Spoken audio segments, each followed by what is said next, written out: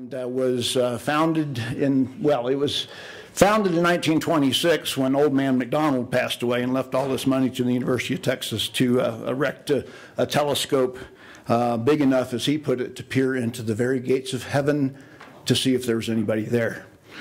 So, interesting character. That's how we got our start. This site was chosen in 1932, and the first big telescope to be erected there was the 82-inch reflector, which is on the left there. That was the. There is a laser pointer. Thank you very much. Above the right and left button. Okay. There we go. The 82-inch reflector was the second largest telescope in the world in 1939 when it was dedicated. Then the 107-inch came along in 1969, and then 99. Every 30 years we seem to get a new big telescope, so I'm sticking around for 2029. Anyway, that's a mile away from these two telescopes. It's kind of on the next mountain over. That's the 10-meter Hobby Eberly telescope. It is the largest telescope in North America. It's an azimuth-only spectroscopic survey telescope. It's being outfitted right now with 156 identical mass-produced spectrograph fed via 34,000 optical fibers, and we will be collecting on the order of tens of thousands of spectra per night with this telescope. Every object in the field of view will have its spectrum recorded simultaneously, so it's really a remarkable instrument. Can you get to the pole with that? I'm sorry? Can you get to the celestial pole with that? We can't get to the celestial pole. The telescope is tilted, no, we can't. Telescope is tilted permanently. This telescope was built as kind of a demonstration to show what you could do on a much smaller budget than a traditional design for a telescope. It's an azimuth-only telescope. It's tilted permanently 35 degrees over from straight up. It turns only on its base, so it describes a zone of viewing. It's 12 degrees wide is the field of view that circles the horizon 35 degrees over from straight up. Now, that sounds like a really small part of the sky that you would be looking at, but you got to remember that the Earth is turning. So objects are constantly rising and setting through the field of view of this telescope, so that 72% of the sky that's visible from that mountaintop is visible to that telescope. If you wait for it, the Earth will turn and your target will drift through and you gather your data then. Creates a very interesting scheduling problem as to when you get to look at what, but software these days takes care of that. Couldn't have built this telescope 20 years ago without 30 years ago anyway, without high-speed computers. So it's been quite an advancement. But I want to get on and talk about the issue at hand, which is what's happening to the skies. Can we dim these forward lights, please? Some of these slides are pretty dark, and I want you to be able to see them well. But we're... Thank you. The skies overhead are still incredibly dark at the observatory. We've over the decades, McDonald Observatory has had the reputation for enjoying one of the darkest nighttime skies of any major observatory in the world, and it's still incredibly dark overhead, but we are beginning to experience some glow along our northern horizon in the direction of the oil fields in the Permian Basin, which is mostly what I'm going to focus on here in our interventions. They're trying to mitigate that. Here's kind of the lay of the land around the observatory. These 7 counties have outdoor lighting ordinances in place. All of the cities within these counties have outdoor lighting ordinances in place. Well, I should say that counties in Texas ordinarily don't have legislative authority. They can collect taxes and maintain the roads, but they can't pass laws typically. But in 1978, the bill was actually signed in 1979 by former Governor Clements, that enabled these 7 counties to enact outdoor lighting ordinances designed to protect the dark nighttime skies for the ongoing astronomical research at McDonald Observatory by name in the statute. So over the decades, 6 out of 7 counties adopted these ordinances voluntarily, and most of the cities within. Then in 2011, former Governor Perry, now Secretary of Energy, signed a bill that changed the language from these counties may adopt to these counties shall adopt outdoor lighting ordinances, making it mandatory. And that brought Reeves County on board. And I've spoken to the Reeves County Commissioners Court a dozen times at least, and they were very clear to me, very upfront, that they didn't want any regulations that might scare away the oil and gas industry. Okay, and I'll show you why. Let me introduce 5,000 blue dots.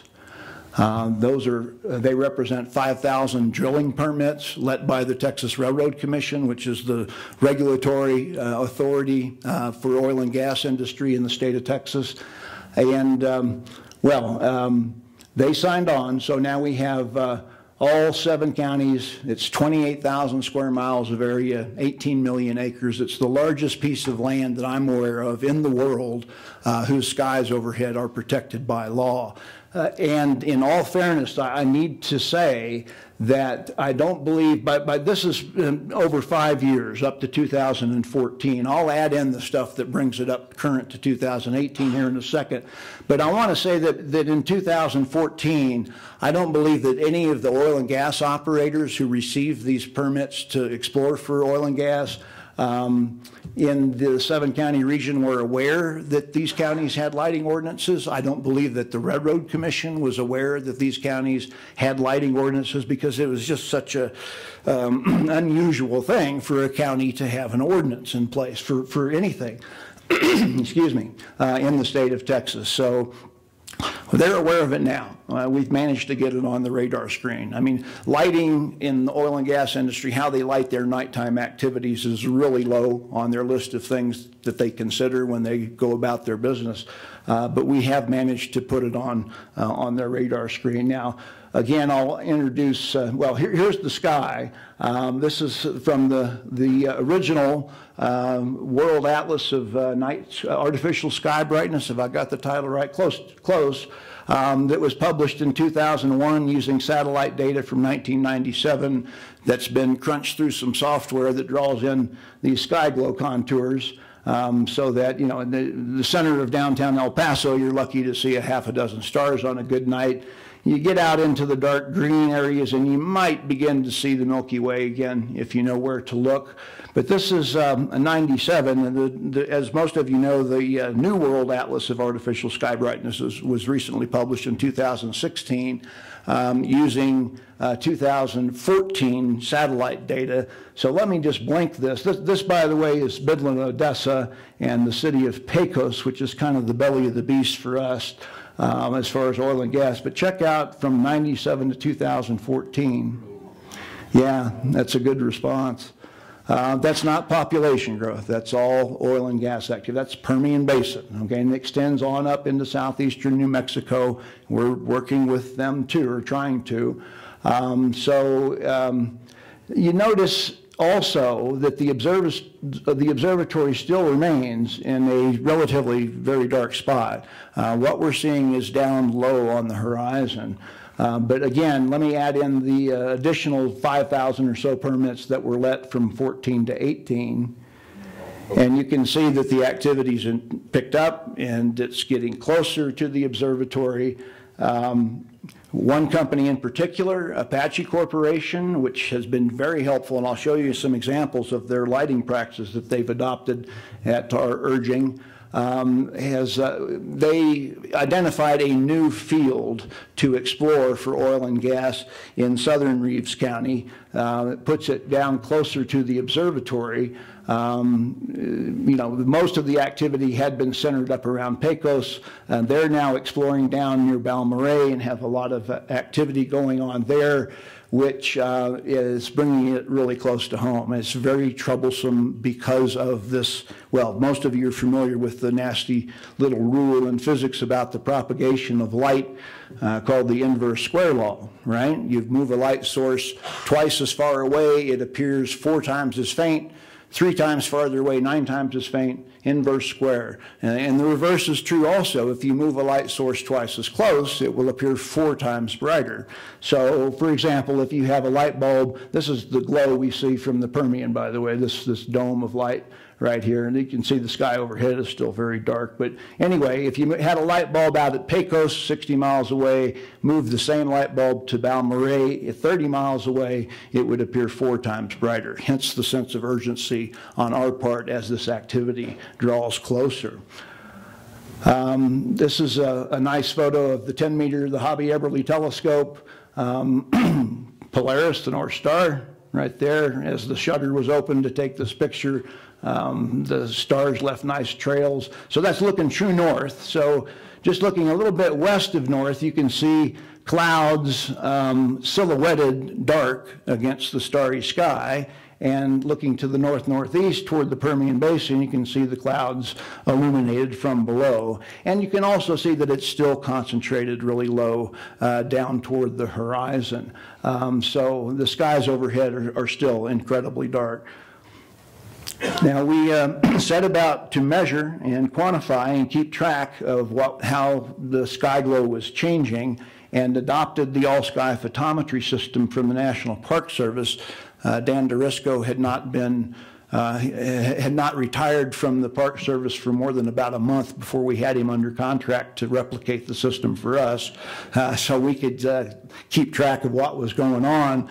As I believe most of you know, with the system, it does a mosaic. It takes 45 images of the night sky and stitches them together to give you a beautiful mosaic. And by the way, I'll point out again, the clouds over the Permian lit from below, okay? This is the mosaic. This was the last really good transparent night that we were able to get data in back in January. You can see thousands of stars, the Milky Way, zodiacal light over here. You need really dark conditions to be able to see. And given the exact time and place when these images were taken, the natural sources of light, the night sky, can be modeled and subtracted, leaving only the unnatural sources of light, if you will.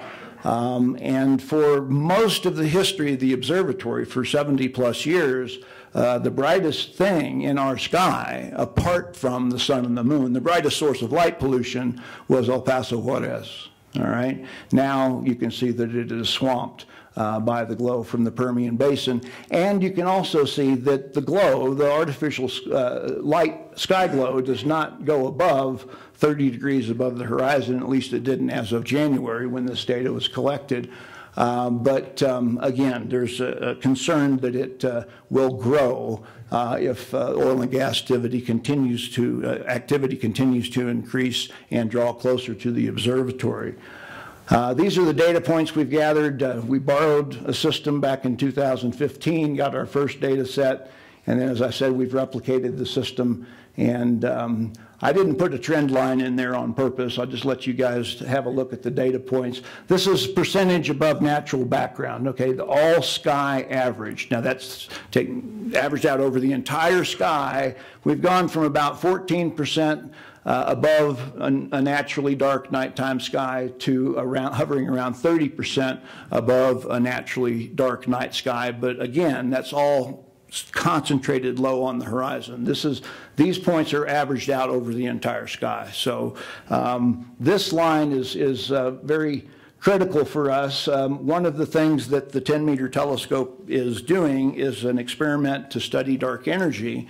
We're looking at Lyman alpha emitters, galaxies out toward the edge of the observable universe, some 12 billion light years away. Gathering a couple of dozen photons per hour, all right? Very, very faint sources. And one of the oil and gas operators asked us, okay, well, so if your sky's getting brighter, how bright is too bright? When does our activity begin to interfere with what you guys are trying to do? And I sat down with Carl Gebhardt, who's the project scientist for the dark energy experiment, and we came up with a number of a half an astronomical magnitude. If the sky brightens 58%, 1/2 an astronomical magnitude, in the part of the sky 55 degrees up that, that they're studying, then that would add an additional 250 nights worth of telescope time at a cost of about $1.5 million, okay? But again, these numbers are all sky average. This is talking about a part of the sky that's 55 degrees up, not down low below 30 degrees where we're seeing the light pollution.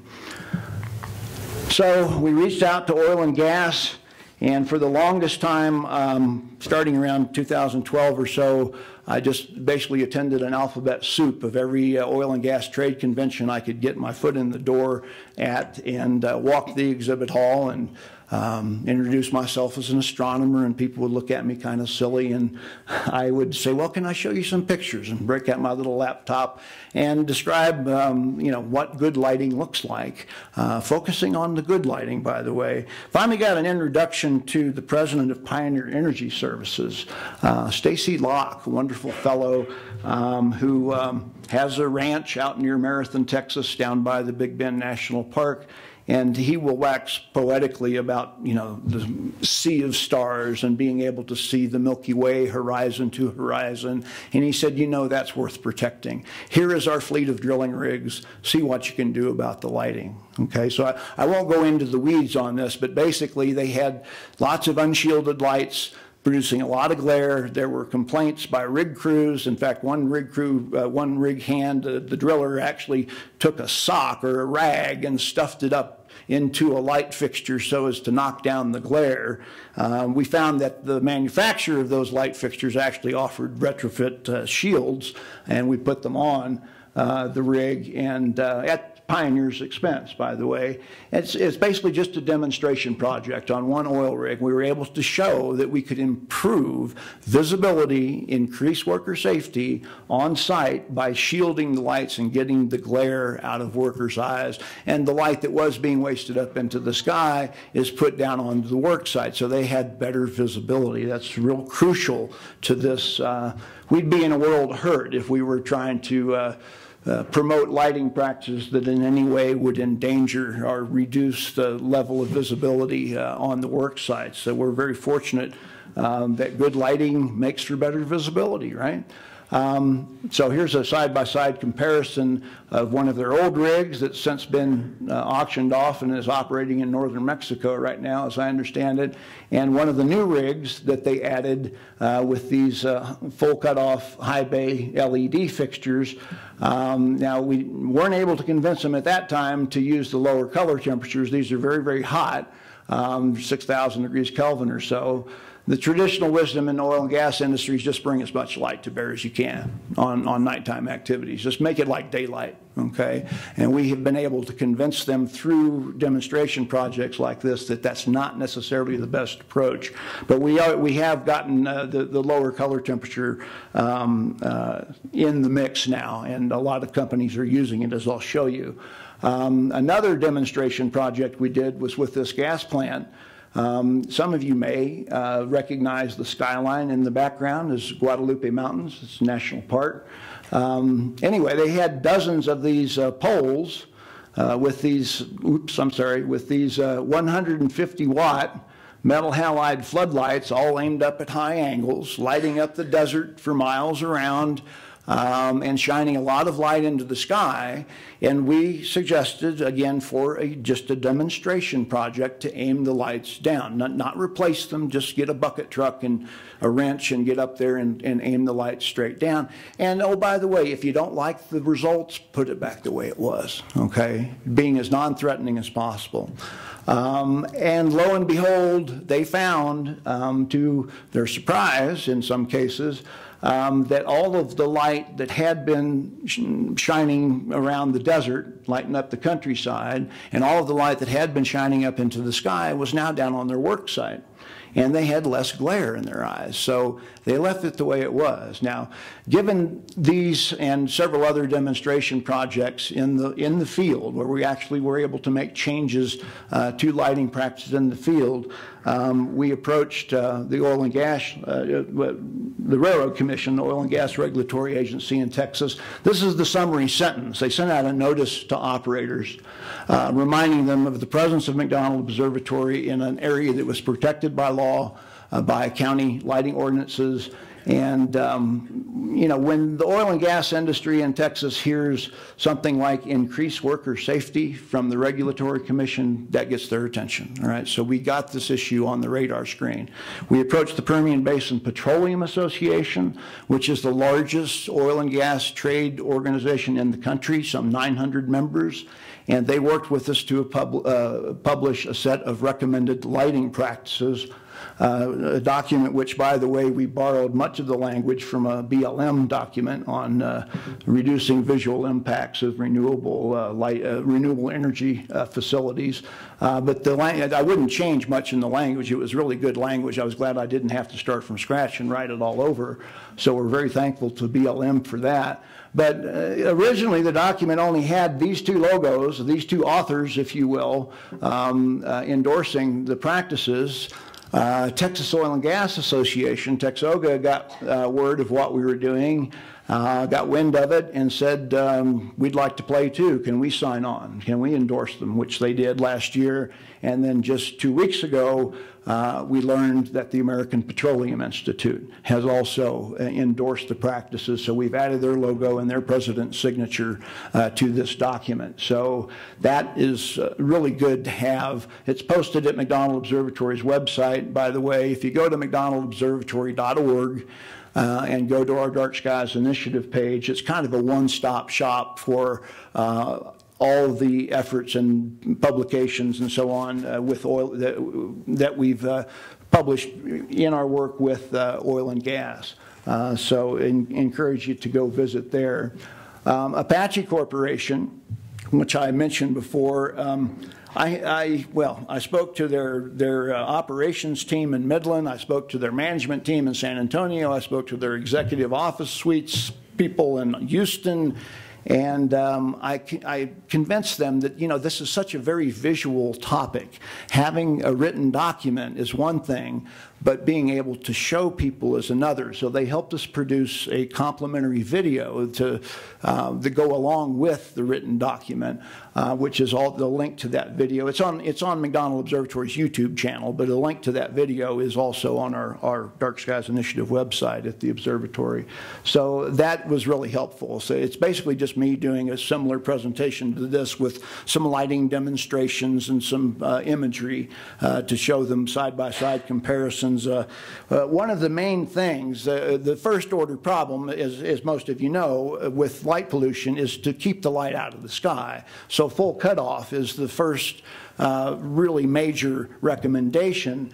And this is also an excellent example, an excellent illustration of how visual a topic this is. You know, most of you, again, are familiar with the definition, the written definition, or at least one of them, of full cutoff, that no light is to be emitted above the imaginary horizontal plane that intersects the lowest part of the light-emitting portion of the fixture, right? Okay, they can read that and look at that and, okay, I think I understand, but you can also show them this picture, and it goes a lot further. You can read about it and talk about it, and it often doesn't register, but once people see it, they can't unsee it, all right? So that's really, really important, is to have visuals, especially side-by-side comparisons and before and after type imagery is really important.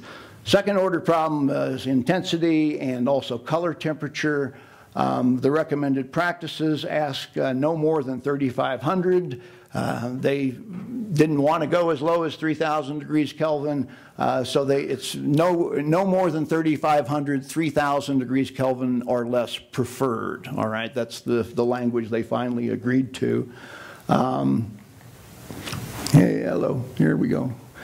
Another thing they recommended was the use of internal combustion units on natural gas flares, so that most of the gas is, the gas is burned off inside this can. It dramatically increases the combustion efficiency, so you don't have the nasty byproducts left over, and you just have a little exhaust at the top, not nearly the amount of light coming out as it would be if it were an open-air flare. And it also adds some expense. So until it gets mandated, I'm not sure that we're going to see a lot of this practice in the Permian, but it has been recommended, and it was at the suggestion of the Permian-Basin Petroleum Association that we add language to address the flaring. So that was very encouraging. It's also the case that once the flow rates get too high and the temperatures get too high, this technology breaks down and is not preventable. So even if this were a widespread practice to use these internal combustion units, we'd still have the biggest and brightest flares uncovered. They'd be just open air. Oh, the lovely light towers, everybody's favorite friend. You know, this is so typical to see them aimed sideways like this. They'll put them over to the edge of a drilling pad or any work site, really, highway department, you name it, and they'll aim the fixtures sideways to light up this area downrange. And of course, when you aim a floodlight sideways, half of the light is going up into the sky and creating a great deal of glare. Lighting up the surrounding countryside for miles around. So you can actually get light towers that allow you to arrange the floodlights in such a way that they're not over under, they're staggered side by side, and you can aim them straight down, which is what this drilling company did, and they loved it. They really, really loved it. I had comments from rig hands saying that if one of those bright, glary light towers was in their field of view when they're working, the glare blinded them. It was hard for them to see what they were doing. And if they turned away from the light tower, the shadows were so dark and so deep and harsh that they couldn't see. They had to get their flashlights out to see what they were looking at. So this was a big improvement for them and kind of an eye-opener for a lot of folks. This same rig also actually had some additional lighting that was quite unique and quite dark sky friendly. The mast, the derrick mast here, the cross members are actually channel. Steel channel, so they could take linear strips of LEDs and recess them up into the underside of the channel and create a full cut-off fixture to light up the derrick, which was really just great. I was so thrilled when I saw this. Here's a daytime picture of a working rig. You can see they burn the lights 24/7, by the way. And cost efficiency isn't the best argument to oil and gas, that you can save energy. It's not. I mean, they've got these big diesel generators that are powering these operations, and the amount of electricity they siphon off to light the activities is really pretty small. Yes, sir? 5 minutes. Okay, thank you. I'm almost done. So arguing for cost efficiency is not usually the best argument, although actually sitting around the table with Stacy Locke at Pioneer Energy Services with his team, you know, I made that cost efficiency argument, and they're going, well, you know, we don't use that much electricity for lighting. And he said, yeah, but you know, over the long run, that means we don't have to use as much fuel, which means we don't have to rent the trucks as often to transport the fuel into the site, which means we don't have to maintain the roads as frequently. And lo and behold, I could see why he was president of the company. Okay, he had that vision thing going on. Anyway. Apache, who's developing the resources, working on the resources near the observatory, closer to the observatory, all of their new installations are using full cutoff, 3,000 degree Kelvin LEDs, and they're still, you know, working out the pole placements and spacing to get it all right. But they've put in a dozen or more permanent installations. Now, drilling rigs aren't, well, they're mobile. Some people would call them temporary, but if the level of activity remains the same, they're not temporary. They're just mobile. They move from one site to another. But these permanent installations are lit 24/7, and this is good lighting. And I have written testimonials from crews in the field, and from Apache and other companies who talk about the benefits that they've realized through this kind of lighting, and it primarily has to do with reducing glare and improving visibility, and they feel safer on their work site. And we actually have anecdotes about at Apache that since they adopted these lighting practices, that their accidents, the incidence of safety violations and so on at these sites has gone down compared to other sites that use legacy lighting. So that's all very encouraging for us. Okay, we think, you know, we've got one company under the belt now. It's become part of their culture to use good lighting. We've only got another 1,000 or so more to go. So it's a done deal, right? Okay, I'll end with that. Thank you very much for your kind attention.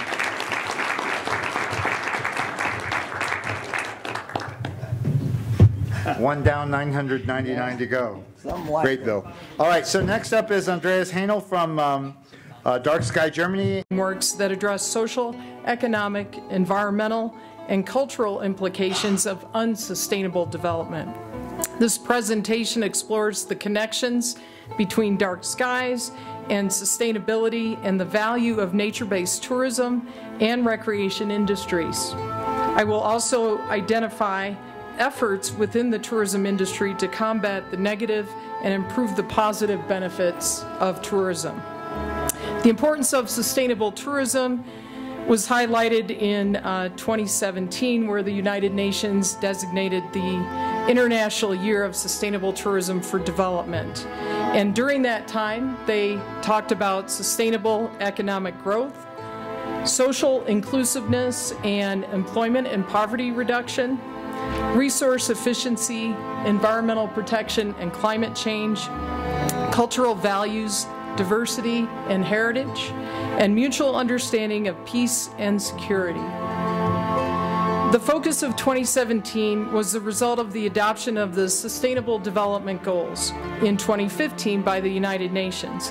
This aggressive agenda outlines a plan of action for people, planet, and prosperity. And many of those goals directly relate to initiatives and programs for sustainable tourism development and ultimately the conservation of dark skies.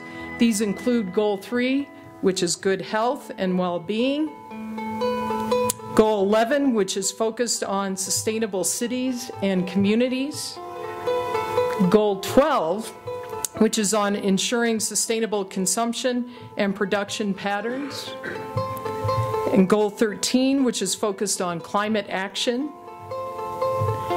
and Goal 14, which is really focused on conserving and sustainable use of the oceans, seas, and marine resources for sustainable development. And finally, Goal 15, which focuses on life on land. In reality, there are certainly possibilities and connections to all 17 Sustainable Development Goals when it comes to sustainability in destinations and, of course, the protection and conservation of dark skies. Tourism has been called into Sustainable Development Goals because of its power as a major driver, economic driver, and as a result has influence on what happens in destinations globally. Tourism is a global economic powerhouse, now 10.2% of the world's GDP, US $1.3 trillion earned from international tourism, and US $3.4 trillion from domestic tourism, with 30% of exports in services globally and 6% of total exports. And critically important to dark skies are protected areas. We know that protected areas like national parks and wildlife reserves are beneficial for protecting biodiversity and combating climate change. But often it's difficult to translate these benefits into monetary values. Protected areas also benefit the many people who visit them, and in turn, those people spend money on things like entrance fees and tours and also all different types of accommodation. Calculating the economic value may be the key to keeping these protected areas or establishing new ones, and to help compare the long-term value of protected areas to other extractive industries. A new study published by Bamford et al. attempted to calculate the global value of protected areas in terms of ecotourism and estimated 8 billion visits per year globally. Yes, that's a staggering number, with more than one visit per person per Earth. Yet the authors acknowledge their model is likely to be quite conservative, since it excludes marine areas smaller than 25 acres, like marine protected areas, and areas such as Antarctica, and areas where tourism is actually discouraged. The authors write that some major national estimates support their finding, with an estimated 2.5 billion visits per year to protected areas in the United States and over 1 billion visits per year to China's national parks. Estimated visits per protected area were highest in North America and lowest in Africa. The researchers then calculated how much of these 8 billion visits are worth, and estimated that direct spending comes to about 600 billion US per year, while likely an underestimate. It dwarfs the less than 10 billion spent annually on safeguarding and managing these areas. We know that outdoor recreation is a powerful economic engine. According to the Outdoor Industry Association, for Americans, it is amongst our nation's largest economic sector, representing the lifeblood of thousands of communities and providing livelihoods for millions of workers. For example, in the U.S. alone, outdoor recreation accounts for $887 billion in consumer spending annually, 7.6 million jobs, 65.3 billion in federal tax revenue, and 59.2 billion in state and local tax revenue. This translates to the critical importance of healthy ecosystems to support these activities. Responsible recreation and tourism show promise in supporting conservation efforts and enhancing destinations. But again, this depends on how it is done and what mechanisms are actually utilized. For example, whether or not a destination incorporates planning and zoning guidelines to protect natural and cultural resources. Further, tourism requires safe, healthy, and resilient environments and socio-political contexts to actually succeed. Despite economic and other benefits, a plethora of challenges exist for tourism and recreation destinations. Hence, there are many reasons to integrate efforts and sustainable mechanisms, including dark skies and the multiple connections which support the health of the planet and all that are contained therein. For example, as our population increases, so does traveling to and fro. With no certainty things are slowing down anytime soon. As such, the connection between tourism, ecosystems, and society has become an essential part of our cultural and political systems. The tourism product itself is unlike any other product in industries. Because of tangible and intangible aspects, it presents a complex system of interactions affecting a range of products dependent upon natural and cultural resources. This leaves a plethora of unanswered critical commentary, excuse me, such as what is to be sustained, for how long, and for whom. However, perhaps the right questions have yet to be asked. For example, if we consider responsible tourism as part of a complex system filled with challenges and value-based choices, then perhaps we can move to an understanding of creating a greater good through tourism activities and ultimately identifying ways in which responsible tourism actually fits into a macro-level system. In essence, we can utilize the economic power of tourism to affect positive environmental and sociological change. It is incumbent upon all industries and entities in the world today to ensure we do not impede the functioning of the planet. It not only serves ecosystems and the idea of sustaining biodiversity, it ensures the health and well-being of human beings as part of the socio-ecological system our planet supports. Unfortunately, we are experiencing unprecedented degradation of ecosystem services, and specifically related to dark skies, for example, animals. There are detriments to ecological resources. With half of all species nocturnal, light pollution can disrupt biological rhythms and migrations. And for example, over 450 bird species migrate at night and, of course, are susceptible to collisions with night-lit towers. For marine species, light pollution can interfere with the behavior of nocturnal animals and disrupt natural daylight illumination cycles in natural areas, replacing the nocturnal cycle by elevated levels of continuous artificial lighting over broad natural areas. And for bats, light pollution affects the rare light-shy bats. They become less active in white and red artificially lit areas, resulting in habitat loss. Wildlife biodiversity may be at risk due to the mimicry of daylight conditions and diminished habitat function for shelter, protection, and food.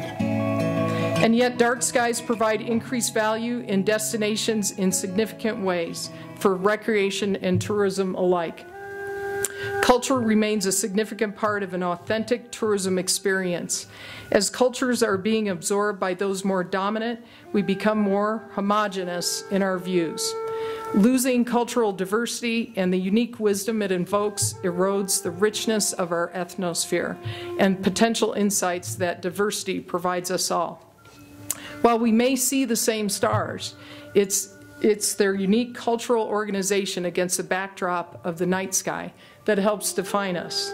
In this cosmic vastness overhead lie some of the earliest artifacts of our human imaginations. Countless generations have cast their gaze skyward to glimpse and share these cultural texts. This is a place where tales that were never meant to be forgotten were once scribed. It is a place where the legacy of our humanness is etched forever in those beacons of light. Those random cosmic jewels strewn across the night sky that, when connected, become stellar braille of our imaginations and the bookmarks of our human condition. There amongst the stars are the chronicles of our trials and tribulations, our stories of life and death, love, betrayal, and jealousy. They are the legends and myths that helped us navigate the expanse of featureless oceans and the complexities of our human existence. Constellations are the cosmic antiquities we all share. We need only to look up to be inspired, and in that moment reminded that we are all connected by those star-filled skies overhead. The sky connects us, the story it tells reveal our capacity to imagine. The dark skies are a scientific and educational resource with increased opportunities for unique viewing in diverse destinations, and reasons people are attracted to these places in the first place. Imagine the statistic that revealed 80% of our developed world no longer can view the Milky Way and now must travel to do so. Dark skies are also a wilderness value, contributing to a sense of solitude or primitive and unconfined experiences, with remoteness becoming less of a factor with respect to light pollution. So in all of this, and tying it back to the tourism industry, there is enormous growth in astrotourism, which includes the ability to experience night walks and stargazing. A study completed in 2013 suggests that nearly $2.5 billion in revenue and 50,000 plus jobs alone will be generated by dark skies over the Colorado Plateau by 2023. With respect to destinations around the world, night skies become a scenic and recreational resource, and hence increase value in destinations reliant on a tourism economy. Therefore, what we do and how we do it in tourism matters. Because of its sheer size and spread, the tourism industry is set for enormous social, economic, and environmental impacts. The U.S. Green Building Council, an organization that really looks at how the environment and economy can work together, estimated hospitality's annual footprint to be approximately $4 billion in energy use and 1.2 trillion, using 1.2 trillion gallons of water and millions of tons of waste. The global hotel sector, now comprising some 175,000 hotels, offering 16.4 million rooms worldwide, accounts for about 1% of global emissions alone.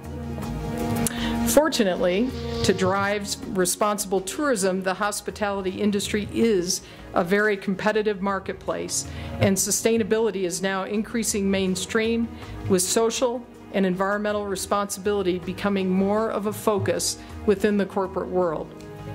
Overall, the trend of traveling consumers demanding more individual and authentic travel experiences continues.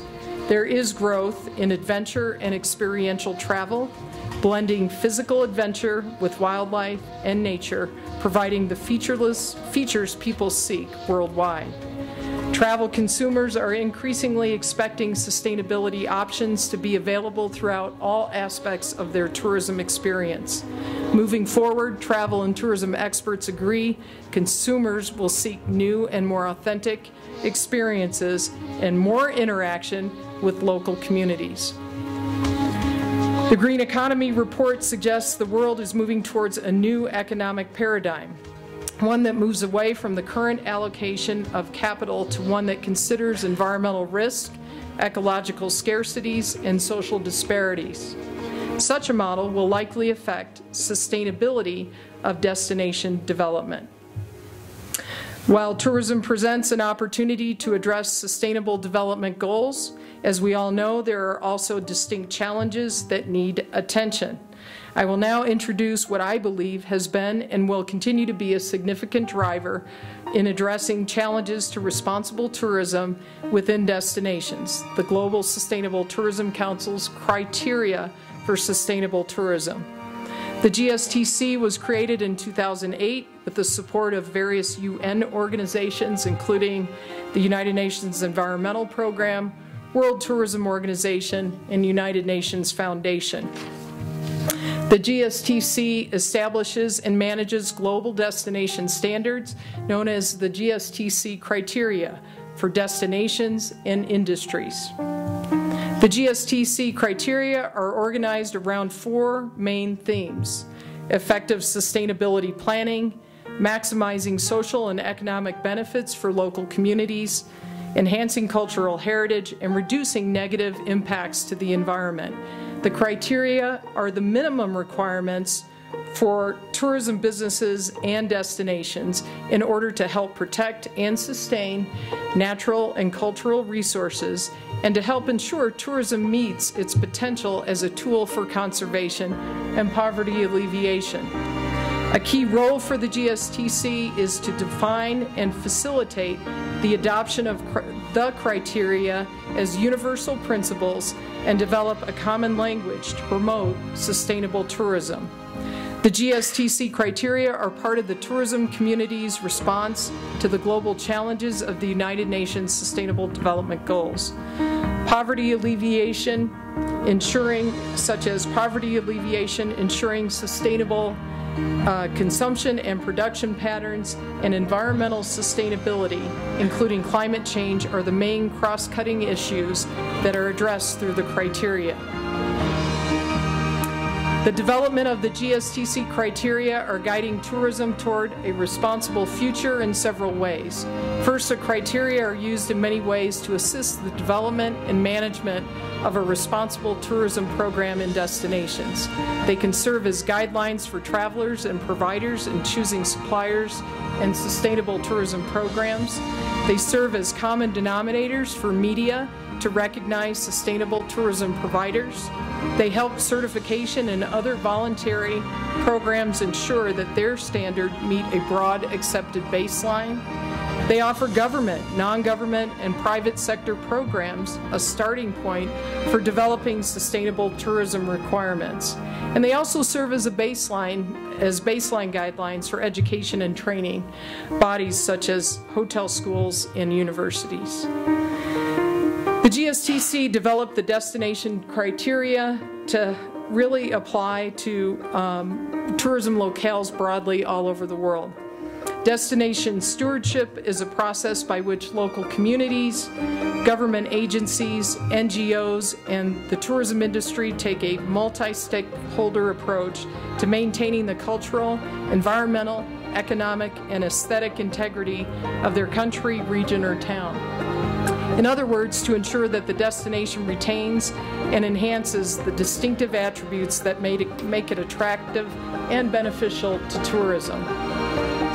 Some of the benefits that have come out of developing destination criteria and sustainability programs have been increased support for environmental conservation, support for community well-being, helps visitors make more educated travel decisions. It establishes a long-term sustainability of tourism products themselves. It brings the community together to elevate responsible tourism and helps business agencies increase efficiency and save money. It provides support for dark skies. It develops new private-public partnerships, and it assists in meeting emerging consumer demands. The criteria carry applicability to support dark sky conservation directly and indirectly. The following examples briefly illuminate some of these connections. The criteria which fall under the pillar demonstrate effective sustainable management, address night skies through safety, climate, and organization. One indicator is that the destination has a system to monitor, prevent, and publicly report and respond to crime, safety, and health hazards. Lighting becomes a key factor in these considerations. Another example of the criteria affecting dark skies is that the destination has planning guidelines and regulations and policies that require environmental, economic, and social impact assessments and integrate sustainable land use, design, construction, and demolition. These guidelines, regulations, and/or policies are designed to protect natural and cultural resources and were created with local inputs from the public and through a review process and are publicly communicated. The GSTC is committed to increasing knowledge on sustainability in tourism to ensure these best practices are adopted and implemented. Through increasing knowledge, I am not alone in the belief that the tourism industry has a responsibility to assist in supporting the Sustainable Development Goals, but also tourism is directly dependent on healthy ecosystems and people. Dark skies create healthy ecosystems and healthy people, as well as tourism products. The Global Sustainable Tourism Council, mainly through the implementation of the criteria, can be a catalyst of forward momentum and positive change toward a responsible future and help ensure we have dark skies for future generations. So just imagine what can be done with the guidance to those just beginning the journey to sustainability and those well on their way. When tools are developed to support responsible change and when there are market opportunities to increase leaders implementing sustainable practice.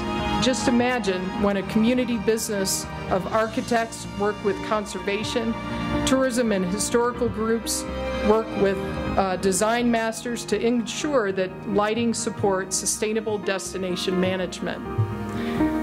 Or the entire community works with a diverse set of stakeholders to ensure the cultural, social, and ecological values of our special places to residents and visitors alike are concerned for future generations to come.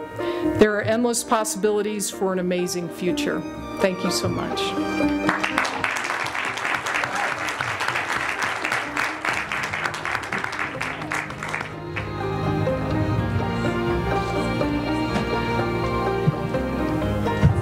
Thank you, Kelly. So we have exactly 4 minutes left for questions. Just to coattail on what you were presenting, and thank you for that, Kelly. Jim Doherty, who's rolling off of the IDA board, has for some time now been championing an idea to take our sort of dark sky certification categories and make one for like destinations, right, for hotels, so that there would be like an IDA seal of approval on the entranceway, something like that. So maybe we can kick that. Signer in Boulder. You brought up some really interesting info about CIE 150, on the sign luminance. I'm kind of a call to action. The IES is adopting something very similar but even tighter than that, and it's out for public review right now. And we're getting a lot of criticism, of course, from the Sign Association. So I'm asking you all, and I can coordinate with Pete Strasser to make sure you all have the link on how to do it. But it is going to go through ANSI review, and we are hitting the 50 candela per meter squared limit. So I just want you all to know that about electronic signs. Please vote. Please do all this. Do others have questions? Please, Dr. Hunter. Yeah. Tim Hunter from Tucson. I really enjoyed all three presentations. It's fantastic. I wanted to ask Bill, are there actual standards being developed for how much light has to be on the ground for the work for people doing in the oil industry or any kind of high maintenance, high intensity work at nighttime? Within individual companies, they are developing their own internal standards. I mentioned that the API had signed on to endorse the recommended lighting practices that we published, but that's a far cry from actually having API standards. It's a whole different track for lighting. So right now, it's a company by company criteria. Chris Monrad in Tucson has been working with the mining industry, and tried to develop lighting levels. And I think his point being, you need fairly high levels, but they're a lot reduced over what the industry's been using because of the safety fact. And I wanted to ask Anders, your pictures are wonderful. Could you just very briefly describe your photographic technique?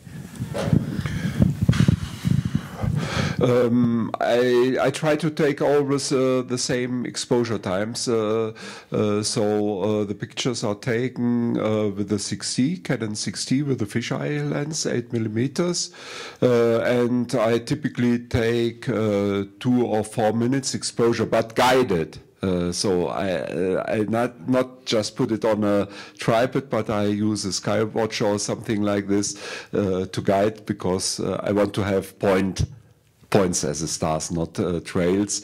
And for 2 minutes, I normally take 3200 ISO, and for 4 minutes also. It depends a little bit on the brightness of the sky, but these are the typical values I use. What I've not shown, that's the same I do, for instance, in communities, in cities, and so then I take my 700D, Canon 700D with a 30 millimeter lens, full open, so I can calibrate this. I always take the raw pictures and can calibrate them to candela per square meter. So I also try always to take the same. It's 1/20th of a second, because I can hold it from the hand. I do not need the tripod. If I want to take some street scenes, also illumination of the streets, or for instance the nice illumination we have here on the bridge, just to have these as measurement values that you can use and describe it. Very briefly, when you do the calibration in your software, do you use the raw files you use, or do you convert them to TIFF or JPEG? What kind of files do you do when you run the software? I always take the raw files. The raw files. The pictures here for this, I take the JPEGs for the presentation, but for the measurements, I take the raw files. For instance, the Sky Quality camera software, just using it since the start of this year, and it's absolutely necessary to use the raw file. Great, thank you very much. Wonderful presentation. And so I'm going to bring this session to a close. Thank you again to all of our speakers. Let's have a round of applause for them, because they were really terrific.